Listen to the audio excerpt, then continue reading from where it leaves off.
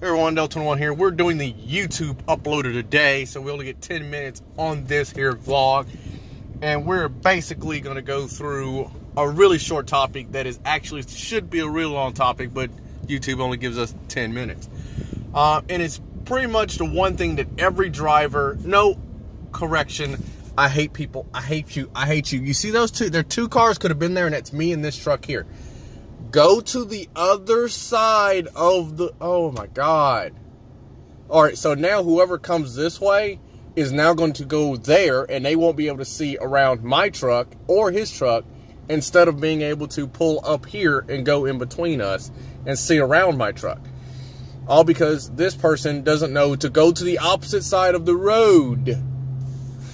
But, among other things, I want to say, if you're a mechanic, could have gone. If you're a mechanic, you feel this way. Not about that. If you drive, anyone that drives, no matter what the age, should know two things. What their vehicle does and how to take care of it. We live in a society now where anyone can grab a car that doesn't know jack diddly squat about their car's capabilities, limits, or how to take care of it. I mean, to the point where literally, if the car didn't go to the dealership, the car would never get a service. But I mean, the whole taking care of it deal, that's a whole nother topic. That's a whole nother deal. That's a whole nother thing to take care of in a whole nother vlog. But we only got 10 minutes with this.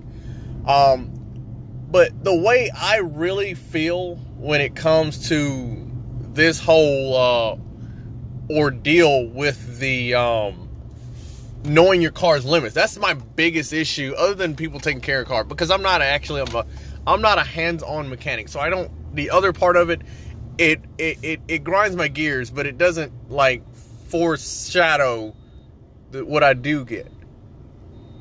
And what I do get, I'm sorry, I'm hearing a beeping noise, like an alarm going off, and I'm trying to figure out where it's coming from. And what I do get is, it's this whole not knowing your vehicle's capabilities, not knowing what you can do with your vehicles. And I'm pretty sure anyone that's followed my vlogs has seen this happen once or twice with me, with somebody, where they'll cut off in front of my truck and I'll almost T-bone them because they don't know. I'm going to park in the automotive section. I'm going to the automotive section. Primarily because they don't know the capability of their vehicle. They don't know what their vehicle can do. Like, I understand people are scary and they want to creep from the stop so they don't get T-boned, but 90% of all accidents, okay, that's a stop sign. 90% of all accidents come from you trying to avoid an accident. If you sit back and you actually think about this, look at all the accidents that as a matter of fact, go on YouTube where you are now and look up these, how not to drive 2018s or how not to drive whatever year or whatever crash videos, and look through them and see how many of them do not or would not happen if they wouldn't have tried to avoid that accident. If they would have just basically followed through with what they were doing, they would have cleared that accident or given themselves enough time during that accident to be able to not have that accident. Like, a great way to look at it, guys, is like, think about it. Think about it really, really closely. Let's say I'm crossing an intersection.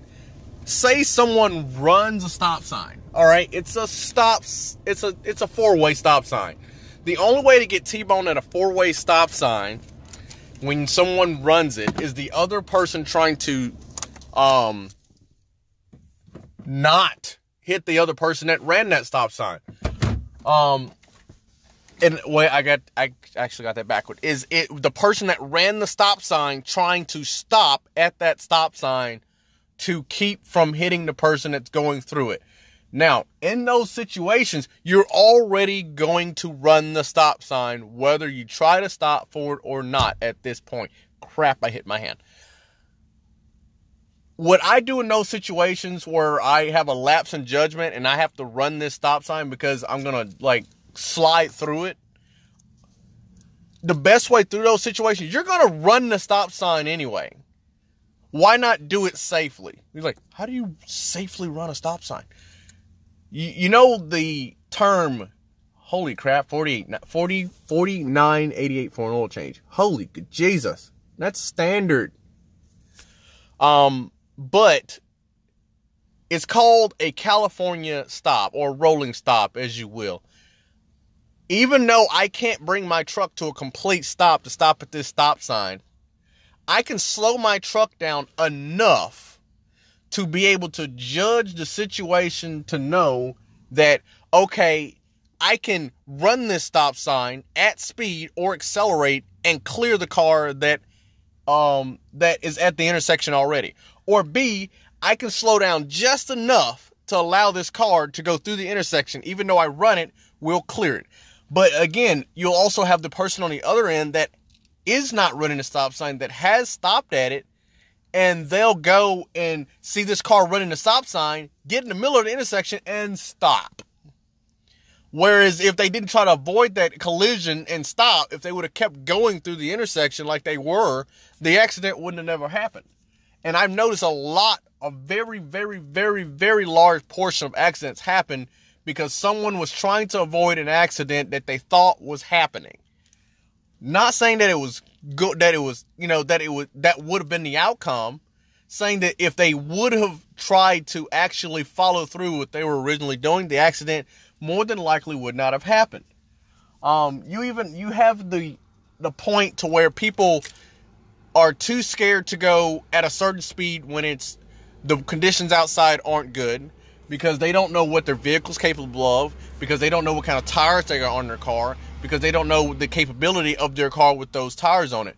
They don't know people that get trucks that just want a truck because it's big, but they're scared to drive it as if it's a truck.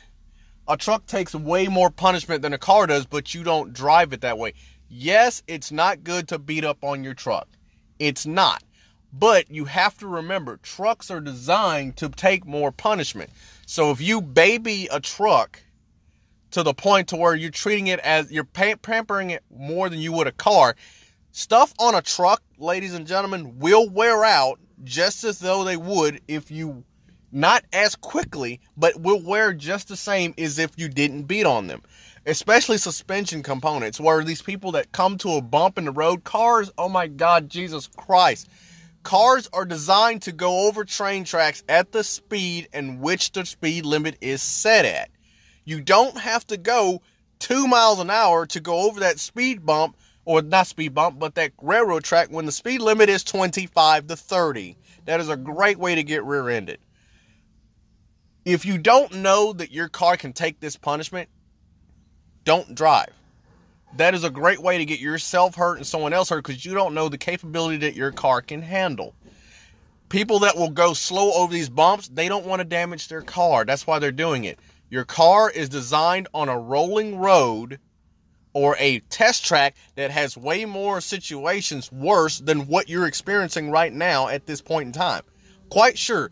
Now, if you're worried that your car or truck can't handle that train track, that rough road, and you got to slow down way below the speed limit because you're not sure what your car is doing, more than likely you're not maintaining your vehicle to the point in which the manufacturer that is a really nice truck. I really like that color. Not the wheels, but I do like that color. LED that is a really nice truck. It's a Cummins too, so it's a beautiful truck. It really is. It's a lovely truck. He works at Sanderson Farms. Oh, no, he doesn't. I quite frankly don't care. I just like the truck. Look at it. Just one more time. Oh, look at it. Oh, I would not put a Walmart battery in my truck though. That's a value craft. Is that a value craft? Yes, it is. A value craft yellow. I would not put. If I had a truck like that, like this truck doesn't even have one. This truck has a Duralast. This has the best Duralast battery that you can put in it, the 5-year warranty one. I would not put I would not put any Walmart battery in there, even though all you're doing is changing the brands. Really, when you're changing the batteries, I would not put. The only reason I even got an AutoZone battery in it, and again, it's the best one you can buy, not the Optimum,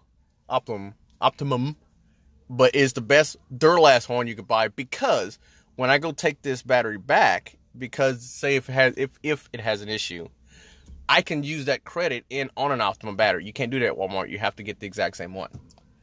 That is a really pretty truck.